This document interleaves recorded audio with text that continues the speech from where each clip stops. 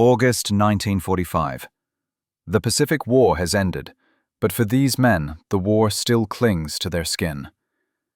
A transport ship cuts through the gray morning fog off the coast of California. The deck is crowded with Japanese prisoners of war, thin, silent, wrapped in exhaustion. The air smells of salt, sweat, and defeat. They've crossed the Pacific not as soldiers, but as captives of a world they no longer understand.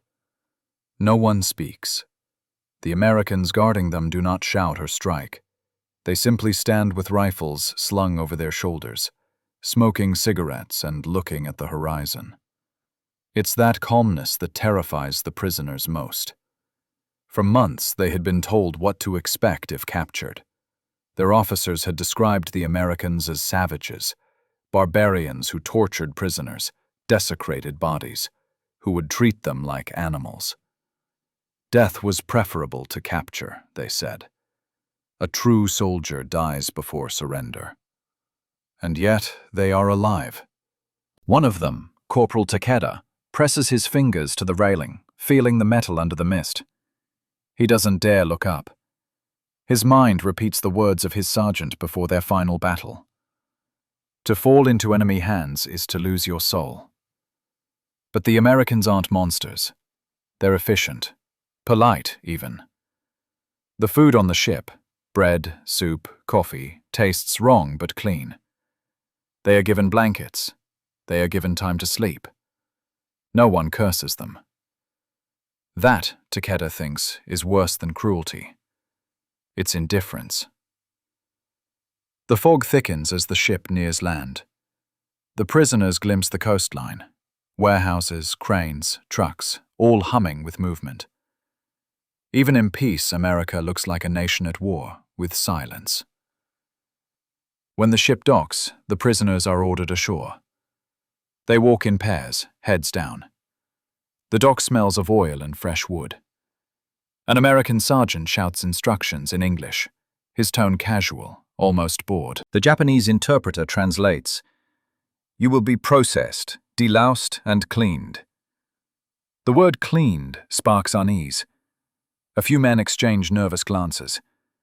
They are loaded into military trucks, open backs, wooden benches. The engines roar. The convoy moves inland through an orderly grid of roads that feels unreal. Everything is clean. The streets, the vehicles, even the dust seems organized. Takeda sits between two officers. One mutters under his breath, "They'll wash us before they kill us." Hours later, they arrive at a camp surrounded not by barbed wire and guard towers, but by neat fences, rows of barracks, and trees trimmed to perfect shape. The American flag waves above the gate. The sign reads, "Camp McCoy, Prisoner of War Facility." The prisoners are herded into a courtyard. They expect shouting, inspections, maybe dogs. Instead, an officer steps forward with a clipboard. He speaks through an interpreter. "You will be assigned quarters. You will be given food, clothing, and soap. Follow instructions, and there will be no punishment." Soap. The interpreter repeats the word in Japanese, and it hangs in the air like a riddle. The Americans begin distributing supplies. Each man receives a towel, a bar of soap, a small bottle labeled shampoo, and a pair of white underwear. The prisoners stare at the items as if they are relics from another world. Then comes the order. "Showers!" Takeda's stomach tightens. He remembers the rumors from Manchuria, stories of prisoners sent into showers that were really gas chambers. The word alone carries death. Men freeze in place. A few whisper prayers. An American sergeant gestures impatiently. "Move! Showers!" Through the interpreter, the meaning is repeated. Still, no one moves. Finally, one guard sighs, walks over to a nearby building, and pushes the door open. Steam spills out. Inside, they see rows of silver pipes and the hiss of running water. The guard steps in, turns a valve, and lets the spray soak his own sleeve. He grins. See? Just water. Reluctantly, the first group steps inside. The air is warm and humid. The floor is tiled. Hooks line the walls. Everything smells faintly of disinfectant and lemon. The guards hand out razors and gesture toward the showers. Takeda hesitates. The noise of the water fills the room like static. He removes his uniform, torn, filthy, stiff with months of sweat and blood. He steps under the spray. The first drops hit his skin, hot and clean. For a second he flinches. Then he lets the water run down his face. The sensation is unbearable, soft, relentless, pure. He hasn't felt warmth that wasn't from fire in years.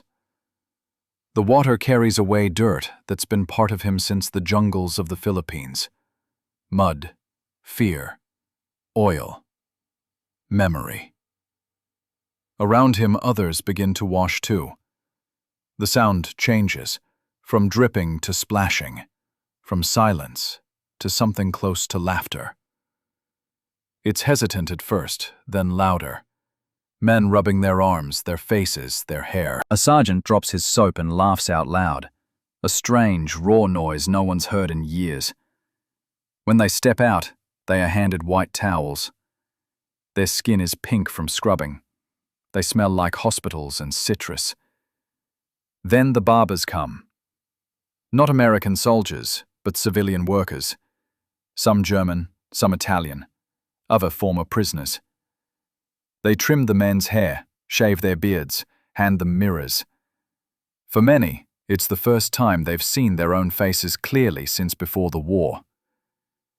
Takeda stares at his reflection.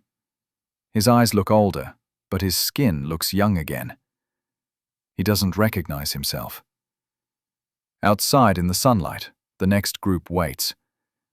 They watch as the first prisoners emerge from the building, not gasping, not dead, but smiling awkwardly, wrapped in towels like monks.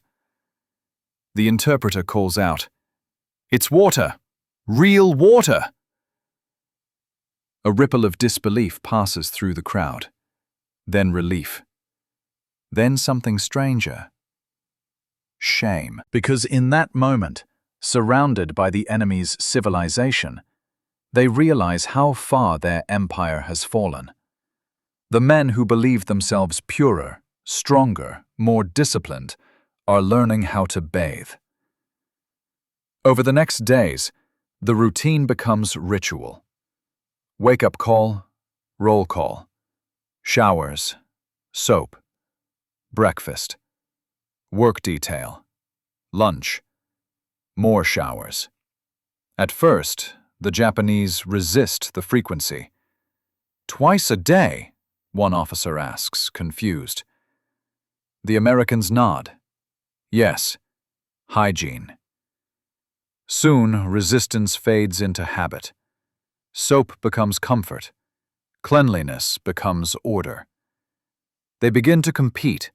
Who scrubs harder? Whose uniform looks whiter? The guards notice and smile.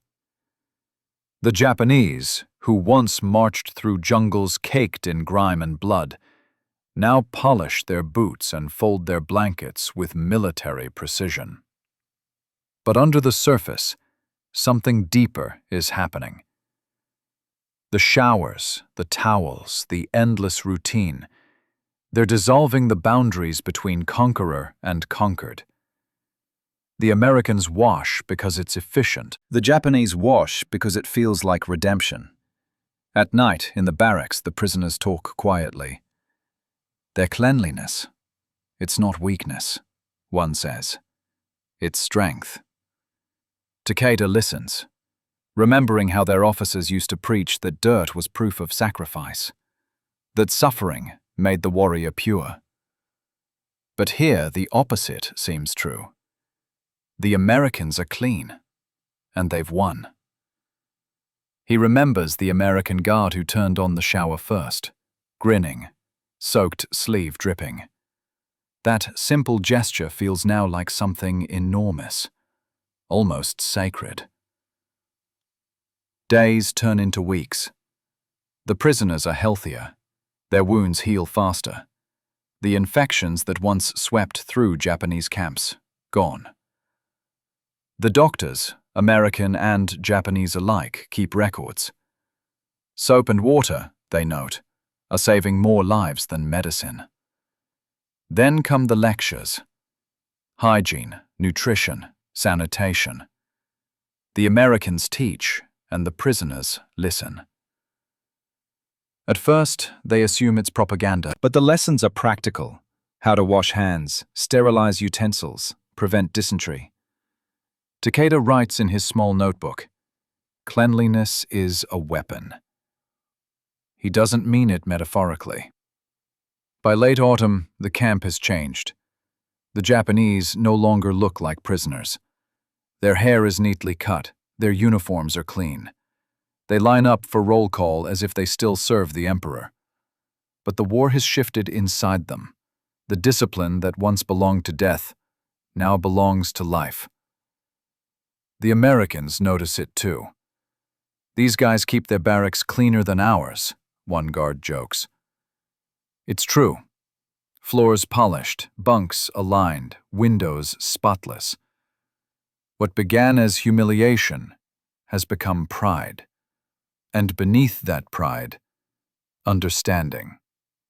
They begin to see that America's victory didn't come from brutality or luck. It came from systems, from the same invisible forces that heat water, purify air, ration soap, schedule meals, track supplies. An empire of organization. For men who once believed in divine destiny, it is a revelation. At night, Takeda lies awake and listens to the hum of the camp's electric lights. In Japan, electricity had always been rare, precious. Here it burns all night, steady, patient, like the war machine that built it. He realizes something he cannot admit aloud. They had been fighting gods made of steel and cleanliness. The next morning, he steps into the shower again. The water runs clear. He looks at the drain, at the steam curling in the air, and feels something close to gratitude. Not to his captors, not to fate, but to the idea that the world can be this clean. He whispers to himself, "This is what winning smells like." And when the next group of prisoners enters, frightened and shivering, he gestures toward the spray and says in Japanese, "It's only water, but it will change you." Before the war, Japan taught its children that cleanliness was the duty of the loyal citizen. Every morning, schoolboys scrubbed their classrooms before study began. Every evening, families soaked in communal baths called sento, steaming the fatigue from their bodies before kneeling to eat. Cleanliness, they were told, was not luxury. It was moral order. Dirt was chaos, impurity, rebellion. But the army that marched across Asia had little time for soap. By 1943, the Imperial Japanese Army was an empire of mud. In the jungles of Burma, the Philippines, and New Guinea, soldiers fought in heat and filth, sleeping in trenches where rot replaced discipline. Water was scarce, baths were memories. Disease was constant: malaria, dysentery, ringworm, trench foot. Officers demanded endurance, not hygiene. To wash was to waste time. To complain was weakness. A young recruit named Nakamura once wrote in his field diary, "The dirt is our armor. The smell keeps fear away." He died 3 weeks later of infection. The contradiction ran deep. Japan worshipped purity, but ignored sanitation. The army believed the spirit could defeat the body, that the divine will of the emperor could protect men from bacteria. They fought barefoot, starved, unwashed, convinced that faith itself was medicine. It wasn't. The Americans learned early that soap was cheaper than death. In every camp, every ship, every field kitchen, hygiene was a rule as strict as obedience. Soldiers were ordered to wash, shave, sterilize, clean their rifles daily. "A dirty soldier is a dead soldier," one manual said. "A clean soldier is a fighting machine." That difference between belief and procedure was invisible at first, but by 1944, it defined the war. In the Pacific, entire Japanese units collapsed not from bullets, but from disease. 8 out of 10 Japanese casualties in New Guinea came from malaria and dysentery. Their medics had no quinine, no soap, no bandages. They fought the jungle with willpower. The jungle fought back with bacteria.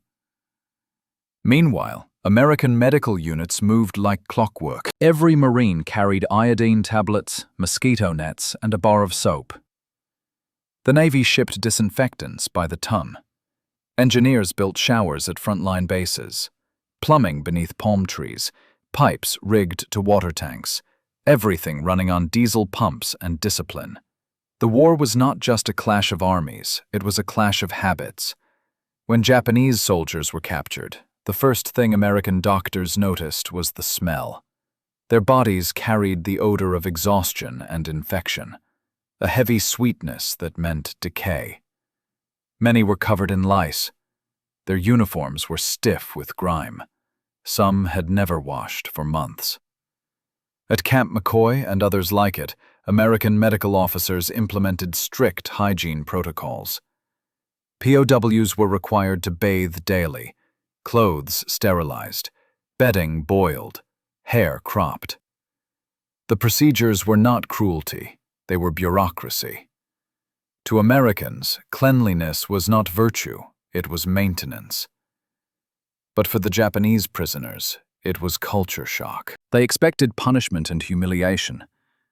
Instead, they were told to scrub, to comb, to disinfect. The Americans gave them soap and explained through interpreters that cleanliness prevented sickness. It was a strange kind of mercy. Soon, the camp itself became a classroom in modern hygiene. Latrines with flush toilets replaced pits. Mess halls operated under inspection. Medical checkups were routine.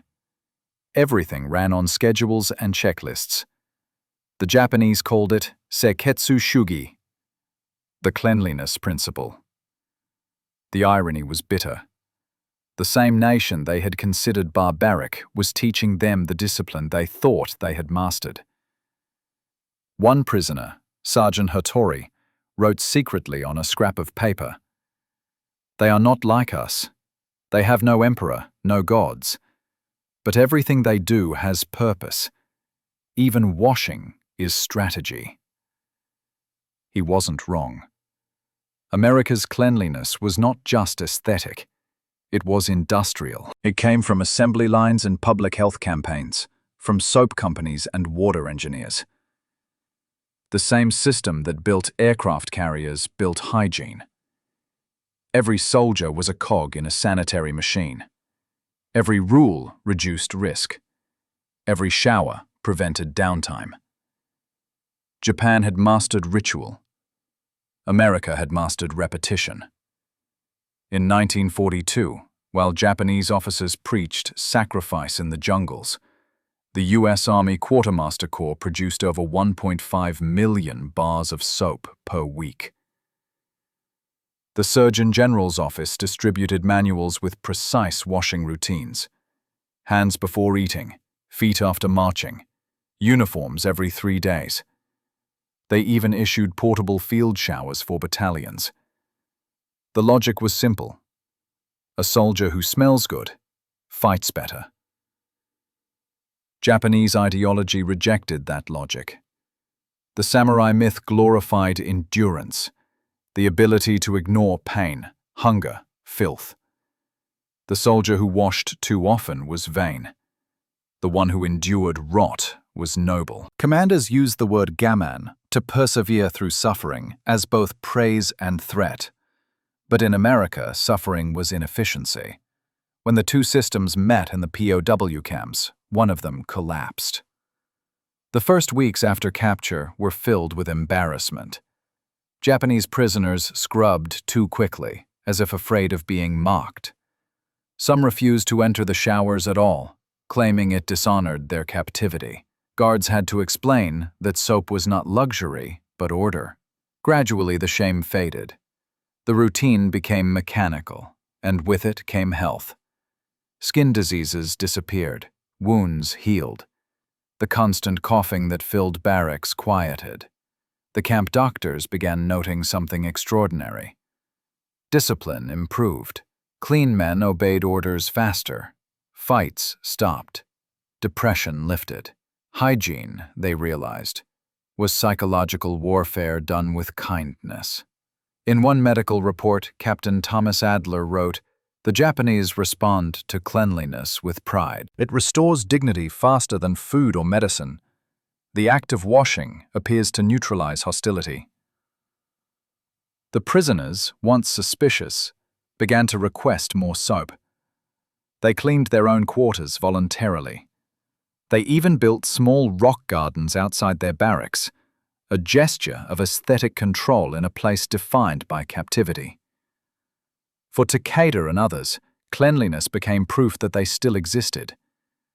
"When I scrub," he told another prisoner, "I am not defeated.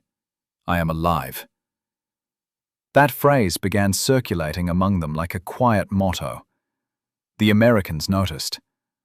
A colonel in charge of the camp remarked to a reporter, "You can't deprogram fanaticism with bullets, but you can wash it out with water." The remark made its way into a post-war psychological study at Harvard titled Behavioral Transition in Captive Cultures. It concluded that the transformation of Japanese POWs was the result not of propaganda, but of structure. The shower routine, meal schedules, and sanitation rules created a new pattern of thought: predictable, controlled, non-violent. The irony was profound. Japan's prisoners were experiencing democracy through plumbing. But outside the camp fences, their homeland was collapsing. The cities of Japan were turning into ash. American bombers had reduced Tokyo, Osaka, Nagoya to skeletons of stone. Water was scarce. Disease spread through the ruins. Civilians dug wells in cratered streets. The land that once worshipped purity now drowned in soot. And in those same weeks, halfway across the ocean, Japanese soldiers in American camps were learning to use toothpaste. The prisoners received health lectures illustrated with charts: how germs spread, how soap kills bacteria. They watched demonstrations by American medics who wiped their hands with alcohol and explained, through interpreters, the invisible world of microbes. One prisoner whispered, "Invisible enemies. They fight those too." That sentence captured the difference between the two empires. Japan believed in visible honor. America believed in invisible systems. Cleanliness, medicine, logistics, data. These were America's unseen weapons, as powerful as any bomb. The prisoners began to sense that. They saw how effortlessly the camp functioned, how meals arrived on time, water flowed freely, clothes were replaced, and medicine never ran out. Every system depended on another, like gears in an unseen engine. Takeda thought about the jungles again, about how his comrades died from small cuts that turned black, from hunger, from rot. He thought of officers preaching spirit while the body decayed. And he began to wonder if the emperor's purity was ever truly clean. Each morning now began with water, hot, controlled, endless. Each evening ended with soap. The repetition became sacred in a new way.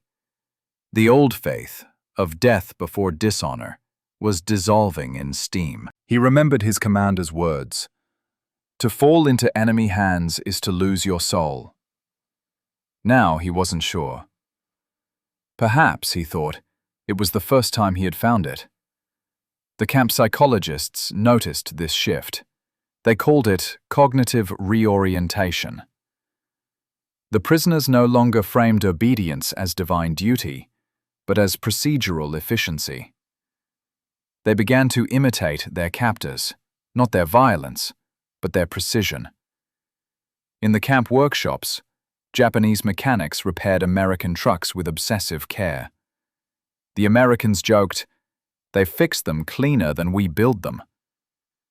This too was transformation. Cleanliness had become creation. And the transformation was measurable. By the end of 1945, U.S. Army medical records showed Japanese POWs had the lowest illness rate of any group of prisoners held by the Allies. Infections dropped by 92%. Suicide attempts fell dramatically. Hygiene had replaced despair. Outside observers called it the miracle of Camp McCoy. But inside the barbed wire, the prisoners didn't see it as a miracle. They saw it as order, the kind of order they had believed only Japan could achieve. And in that realization was the first fracture of empire. Because once they understood that perfection could exist without sacrifice, that efficiency could replace ideology, that soap could do what sermons could not, something inside them broke free. At night, Takeda wrote in his notebook again, "They conquered us with cleanliness." He didn't mean it bitterly. He meant it like a confession. He no longer feared the showers. He longed for them. Every morning, when the warm water hit his shoulders, he thought of the jungle, of disease, of the smell of decay. And then he thought of the American guard who had first shown them it was only water. The man's soaked sleeve, his careless grin, the moment when fear turned into understanding. Takeda smiled, too. This, he thought, is what civilization feels like. Winter, 1945, Wisconsin. The air outside the camp burns the lungs. The snow crunches like glass. But inside the shower barracks, the steam is dense, white, almost tropical. The Japanese prisoners have come to love this room, the only place in America where they can be alone, with warmth, with silence, and with themselves. What once felt like humiliation has become ritual. The showers hiss, echo, and drip like memory. Every movement has order. Clothes folded on the bench, towels hung neatly on the pegs, soap held like a tool. No one speaks. Only the sound of water hitting tile, the breathing of men who once thought they were already dead. Corporal Takeda runs his hand along the metal wall. It is warm. It hums faintly from the pipes. An invisible heartbeat, mechanical yet alive. He thinks of Japan's factories before the war, noisy, chaotic, still powered by faith and muscle. Here, even the water feels industrial, controlled, predictable.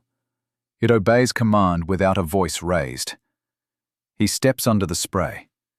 The heat stings his back, then soothes it. For a moment, he closes his eyes and lets the sound swallow him. He remembers another sound, the jungle at night, wet with insects and death.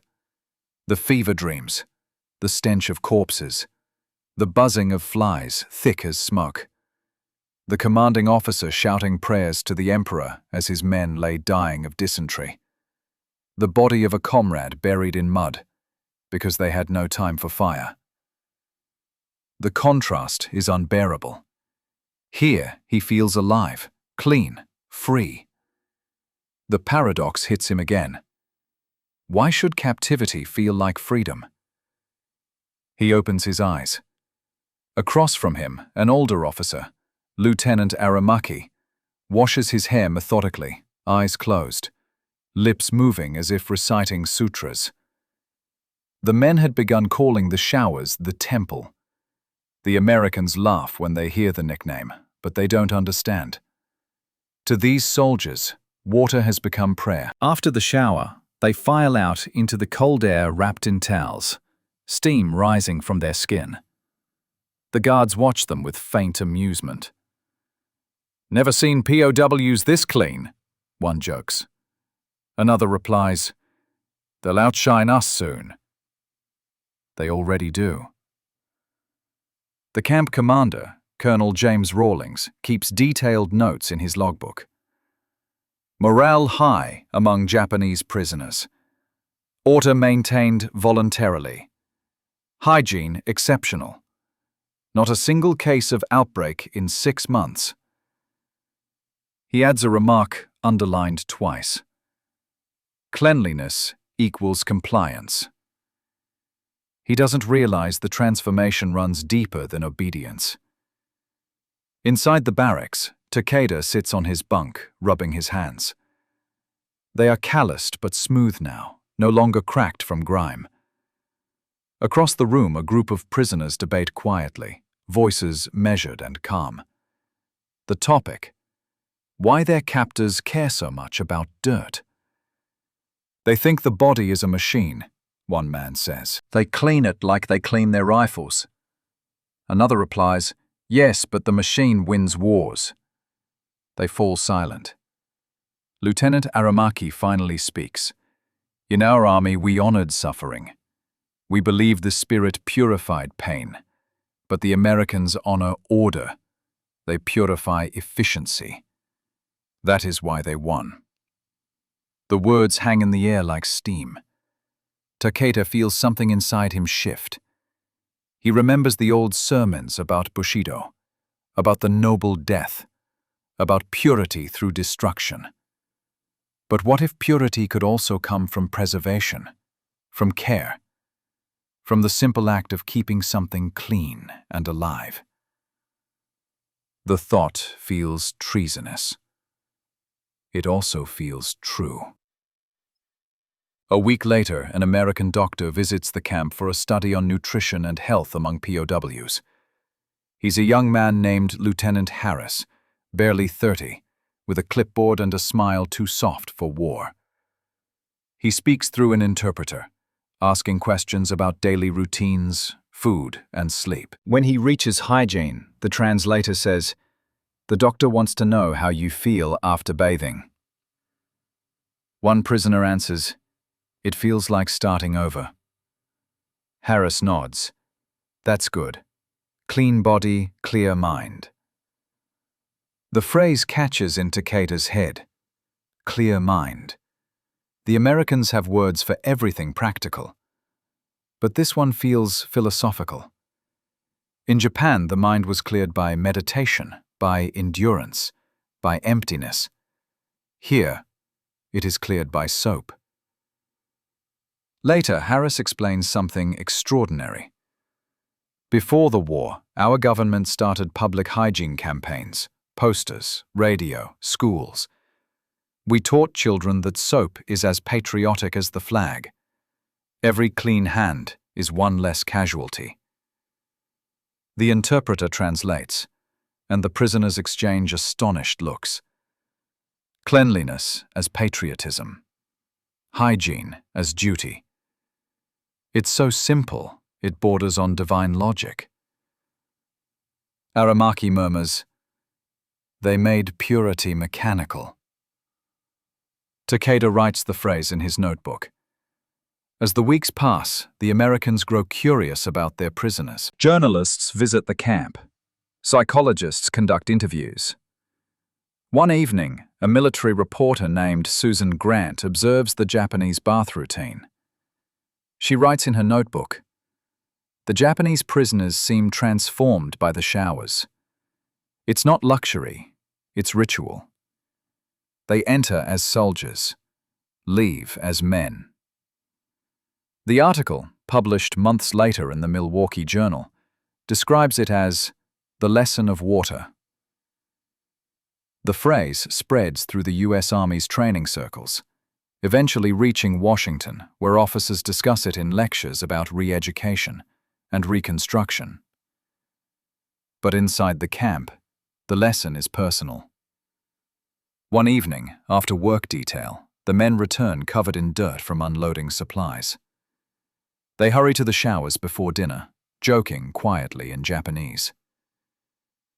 Takeda overhears one say, "My wife would never believe this. Me, running to bathe before eating." The room fills with steam and laughter.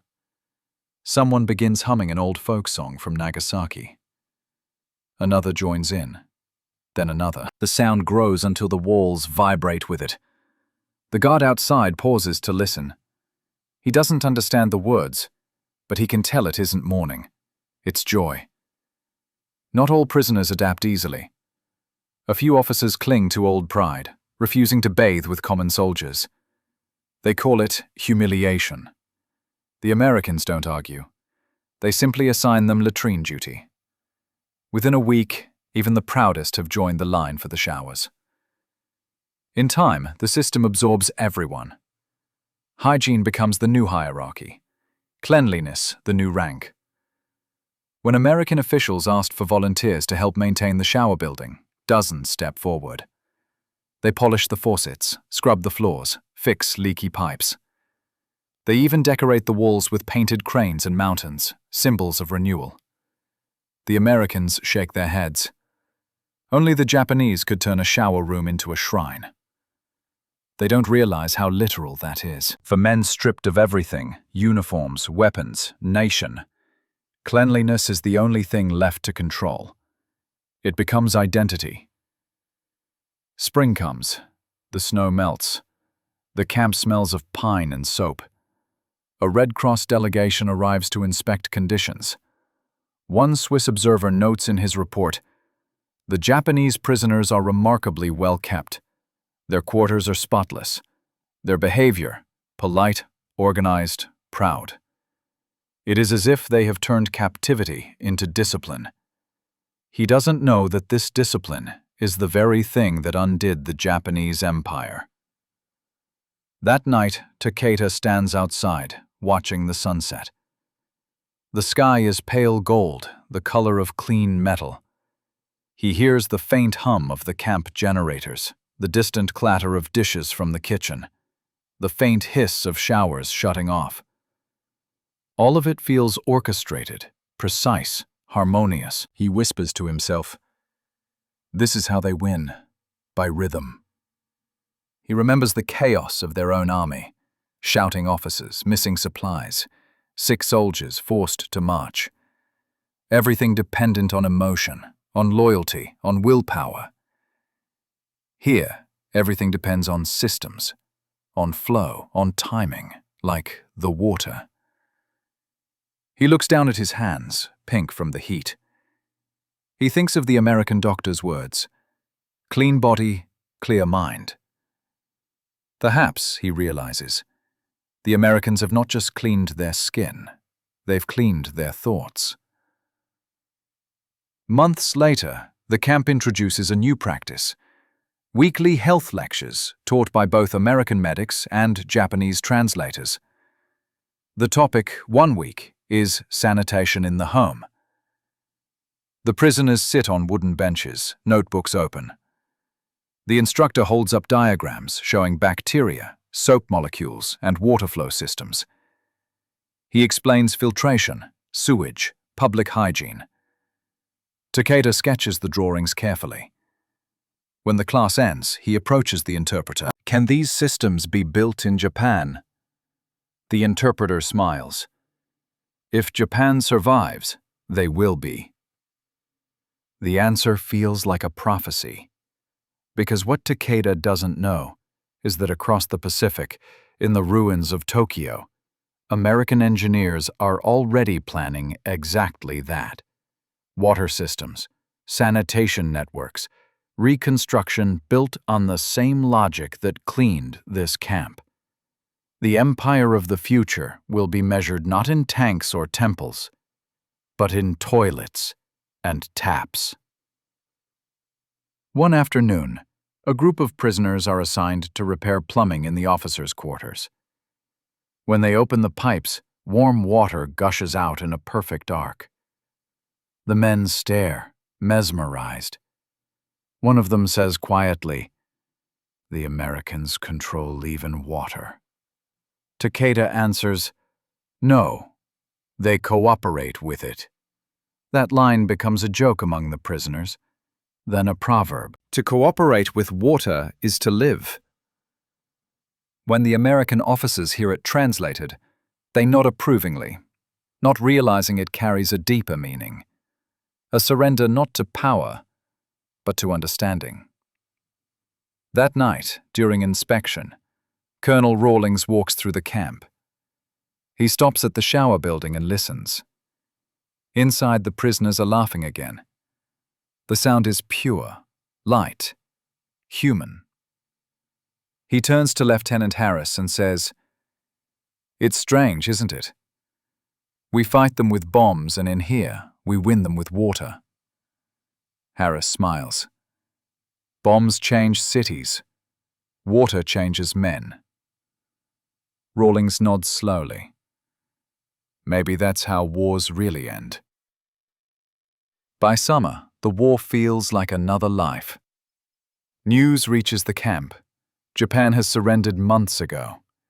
Cities bombed, emperor's voice recorded, armies disbanded.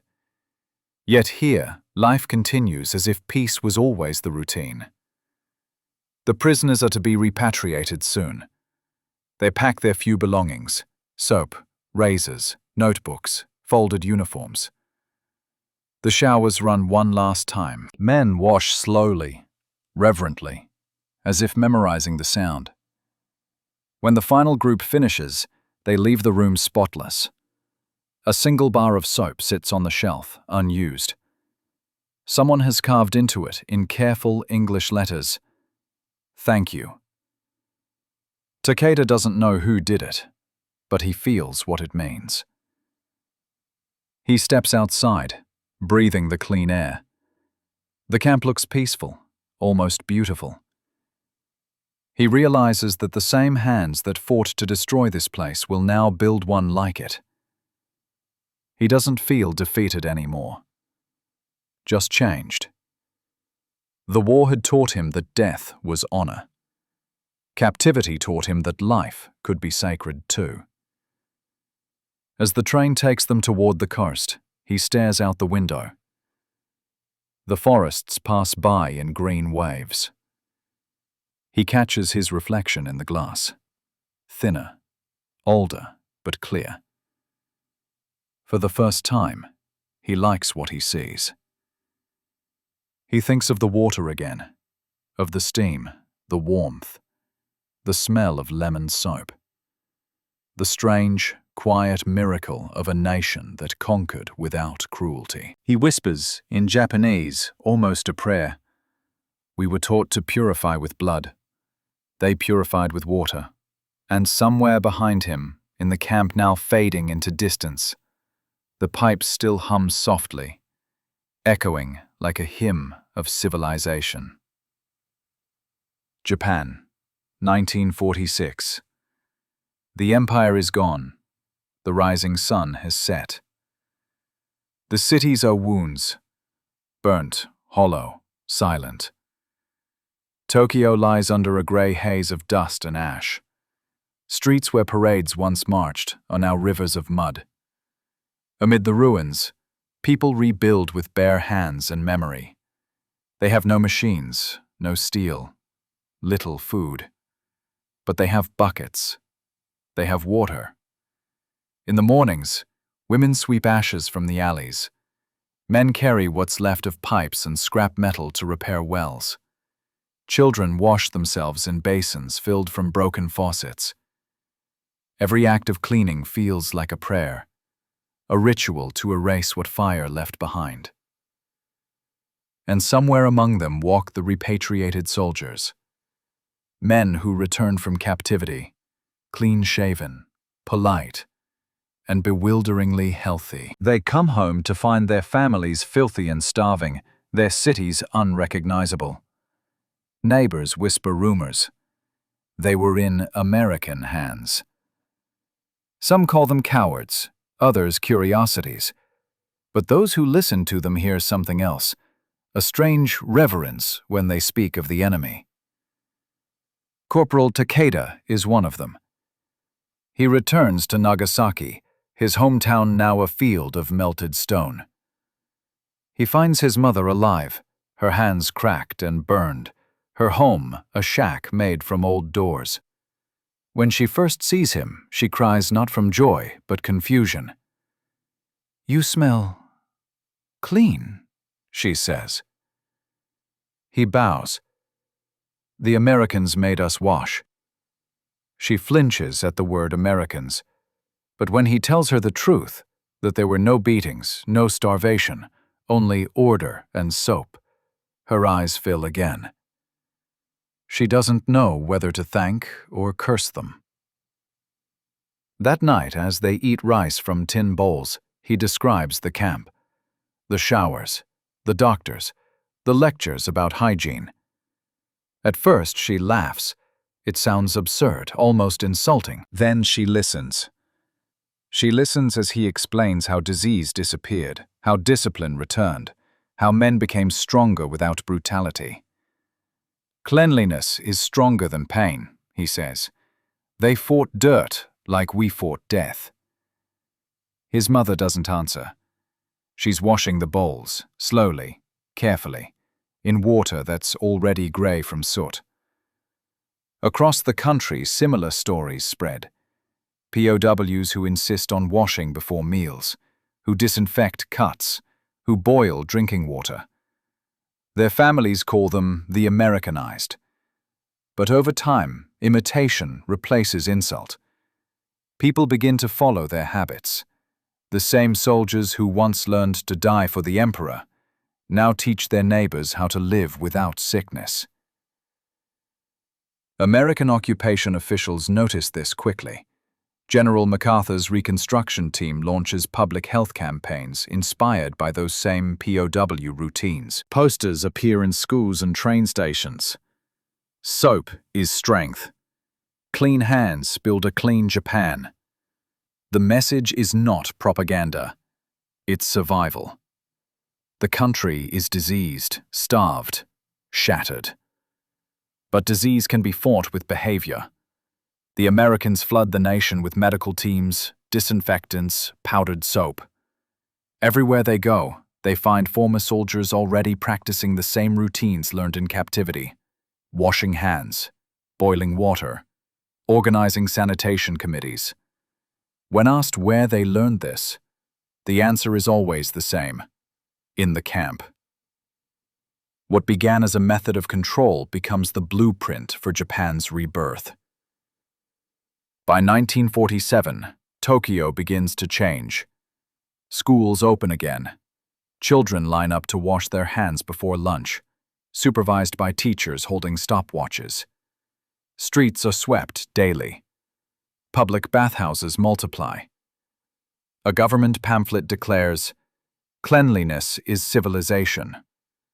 It echoes the same sentence once written by an American doctor in a POW camp. Anthropologists studying post-war Japan will later call it the hygiene revolution. They note how rapidly the defeated nation embraced sanitation, not just as health policy, but as philosophy. To the Americans, it's proof that democracy works. To the Japanese, it's repentance through purity. The symbolism runs deep.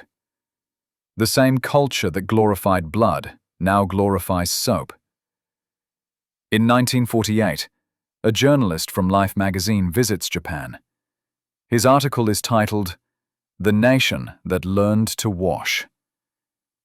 He photographs school children scrubbing desks, nurses sterilizing instruments, housewives boiling water. His closing line reads, "They were conquered by cleanliness, and they never stopped learning."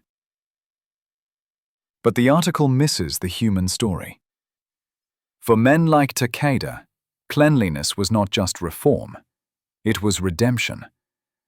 It was proof that the body could be forgiven, that defeat could be transformed into order. He becomes a teacher, lecturing young students on health and sanitation. He never mentions the war directly, but every lesson carries a trace of it. Water remembers, he tells his students. If you respect it, it will keep you alive. The transformation spreads beyond hygiene. It becomes part of Japan's new identity. In factories, workers wear white uniforms and masks. In homes, mothers teach children to remove shoes at the door. In cities, waste collection becomes a civic ritual. Foreign observers marvel at Japan's cleanliness, but fail to see the trauma beneath it. Every scrubbed floor, every sterilized tool is an act of exorcism, a way to erase the dirt of war, the shame of surrender, the smell of death. The showers in the POW camps had washed more than skin. They had washed memory. Across the Pacific, the Americans draw their own conclusions. In 1946, the U.S. Army publishes a report titled Behavioral Rehabilitation Through Routine Hygiene. It analyzes the Japanese POW experience as a model for cultural restructuring. The findings are astonishing. Consistent hygiene routines increase compliance, reduce aggression, and foster respect for authority. A general summarizes it bluntly: clean men don't revolt. It sounds cynical, but the logic is pure American pragmatism. Systems before ideology, process before philosophy. And it works. The U.S. military begins applying the same principles in occupied Germany, Korea, and the Philippines. Everywhere America goes, soap follows. A historian later calls it the quiet weapon. Meanwhile, in Japan, the quiet transformation continues. By 1950, diseases like cholera and typhoid, once endemic, have nearly vanished. Hospitals expand. Public bathhouses become centers of community life. Cleanliness becomes a form of pride. Japanese magazines feature advertisements for soap and toothpaste, showing smiling families beneath slogans like, "A clean nation is a strong nation." The same words that once justified conquest now justify health. And underneath it all lies the unspoken truth. The men who learned it first were the defeated. One evening in 1952, Takeda visits a new factory near Osaka, where his former comrade Lieutenant Aramaki works as a foreman. The building gleams. White floors, polished windows, workers in identical uniforms. Every station has washing basins and disinfectant. This, Aramaki says proudly, is Japan's new army. Takeda nods. The rhythm of the machines sounds like the rhythm of the showers. Steady, synchronized, endless. He thinks of the POW camp again, of steam rising from tiled floors, of laughter echoing against metal walls. He feels the same quiet awe he felt that first day under the spray. They taught us how to be clean, he says softly. We turned it into who we are. Sociologists in the following decades will trace Japan's post-war efficiency, discipline, and precision back to these habits. The factory culture of the 1960s, the punctual trains, spotless workspaces, immaculate streets, can all be linked, in part, to the generation of men who came back from captivity changed by soap and order. They had learned that filth wasn't proof of endurance, it was proof of failure. Dirt meant chaos. Cleanliness meant control. When dirt became defeat, Japan chose to be immaculate. Across the world, this transformation fascinates psychologists and anthropologists alike. In one American university, a scholar writes, Civilization does not spread through conquest or conversion. It spreads through comfort, through the quiet persuasion of cleanliness. Another calls it the sanitized empire, not built by guns or gods, but by plumbing and patience. For Takeda, the transformation is less academic. It's personal. In 1955, he marries, opens a small shop, and raises 2 sons. Every evening, he insists the family bathe before dinner. His wife laughs at his strictness, his children roll their eyes, but he smiles. "Respect the water," he tells them. "It forgave me once." When they ask what he means, he never answers directly. He only says, "It's a long story, and it begins with a bar of soap." By the 1960s, Japan's streets shine. Neon signs glow over spotless sidewalks. Factories hum with precision. American visitors call it a miracle. But Takeda knows it's not a miracle. It's method. The same method that turned chaos into rhythm, filth into faith. He visits Tokyo once and stands on a pedestrian bridge watching the crowds move below. Everyone is dressed neatly, moving in orderly streams, carrying briefcases, clean faces, polished shoes. The city smells faintly of rain and detergent. For a moment, he thinks of the camp again. The smell of lemon soap, the warmth of water. He feels a pang of gratitude toward those unknown American engineers who built that first shower room. They had no idea they were rebuilding a nation. Years later, a former American guard from Camp McCoy visits Japan as a tourist. He's old now, walking with a cane. In a small shop, he buys a bar of soap, white, wrapped neatly. Made in Tokyo. The label reads purity, precision, pride. He smiles. The shopkeeper thanks him with a bow. Neither recognizes the other. But history does.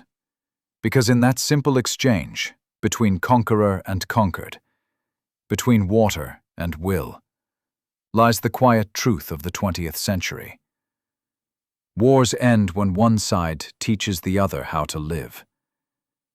And sometimes, that lesson begins in a shower. The world would go on to invent deadlier weapons, faster machines, smarter bombs. But none would ever be as transformative as the day a soldier stepped beneath warm water and discovered that civilization could be kind.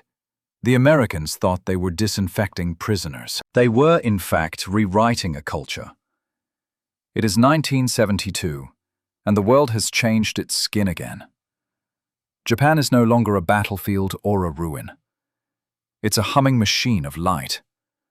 Tokyo glows brighter than the stars above it. Electric veins running through every street, every window, every factory. The air smells of rain and steel and detergent. It is the scent of modernity, and for a man like Takeda, it is the smell of memory. He's 70 now. His hands tremble when he lifts his tea. He lives in a small apartment overlooking the Sumida River, where fishing boats once passed quietly through the smoke of a dying empire. Now, high-speed trains race across bridges, and planes descend in steady lines toward Haneda. He watches them from his balcony, wrapped in a grey robe, the city's hum pulsing through the glass. On his bathroom shelf stands a small American-made soap dish, a gift he kept since 1945. The soap it once held is long gone, but the memory of it, white, lemon-scented, perfectly shaped, has never faded. Each time he washes his hands, he feels that same sensation he first felt in the camp. Warmth. Release. Something that felt like forgiveness. His children think his rituals are old-fashioned. He insists they wash their hands before every meal, that they bathe before bed, that they never go to sleep with dust on their skin. "You're obsessed," his daughter says once, laughing. "You act like dirt is a sin." He only smiles and says, "It is, if you've seen what it does to men." She doesn't understand. How could she? She was born into a clean world. Sometimes he tells stories to his grandchildren, not about battles or enemies, but about small things. How the Americans gave them soap, how warm the water was, how the first time he saw steam rise from his skin, he felt like a ghost coming back to life. The children laugh, thinking it a funny tale, a harmless memory. But when they leave, he sits quietly and listens to the dripping faucet. Each drop feels like time itself, falling in rhythm, endless, patient. He wonders if the Americans who built that camp ever understood what they created. The war left scars across continents, but it also built invisible bridges. Bridges made of habits, of knowledge, of small daily acts that outlived generals and treaties. Japan's new miracle economy, its hygiene, its discipline, all of it traces back to that first encounter with running water and the sound of order. He remembers the faces of those who didn't live to see this, the comrades who died in the jungle, their bodies rotting in the rain, their faith as pure as it was futile. He wonders what they would think if they saw Japan now, gleaming, efficient, obsessed with perfection. Would they call it victory or surrender? He isn't sure. At night he dreams of the shower room. Not the jungle, not the explosions, just that room. Steam, light, tiled walls, men laughing softly, brushing away years of grime. He dreams of the guard who had turned on the valve that first day, showing them it was only water. In the dream, Takeda tries to thank him, but his voice disappears in the hiss of the spray. The guard smiles anyway. When he wakes, he always feels clean. He reads the newspapers each morning, eyes skimming headlines about new conflicts, new nations, new weapons. He sees photographs of soldiers in jungles again, Vietnam, Africa, places that look too familiar. They wear American uniforms, carry American rifles, fight with the same machines. But in every picture, he notices the same thing. They're clean. Their faces smooth, their boots polished, their uniforms pressed. Even in chaos, America remains immaculate. He folds the paper and sighs. They still believe they can wash the world, he murmurs. But perhaps they can't. Perhaps no one can. The planet is filling again with noise, with industry, with smoke. The rivers he once saw clear now run brown with the waste of progress. Even the cleanest cities carry invisible dirt, chemical, moral, mechanical. Still, he believes in the principle, in the idea that civilization begins wherever a man decides to wash his hands. In 1980, he travels once more to America as part of a cultural exchange for veterans. It's his first time back across the Pacific since the war. The flight feels endless, yet familiar. The same ocean he once crossed as a prisoner, now crossed as a guest. When he lands in Los Angeles, the air smells of asphalt and coffee. He feels both strange and at home. They take the group to various museums, memorials, and war cemeteries. The Americans are kind. They shake hands. They share stories. They smile politely when he bows. To them, he's a curiosity, one of the last witnesses of that distant black and white war. But Takeda has one request. He asks if Camp McCoy still exists. The officials nod. It's still there. Now a training facility. They arrange a visit. 2 days later, he stands before the old gate. The sign has changed, but the outline is the same. The guard towers are gone, replaced by trees. The air is sharp with pine and rain. He walks slowly, guided by a young officer who can't be more than 30. The man points to a low concrete building.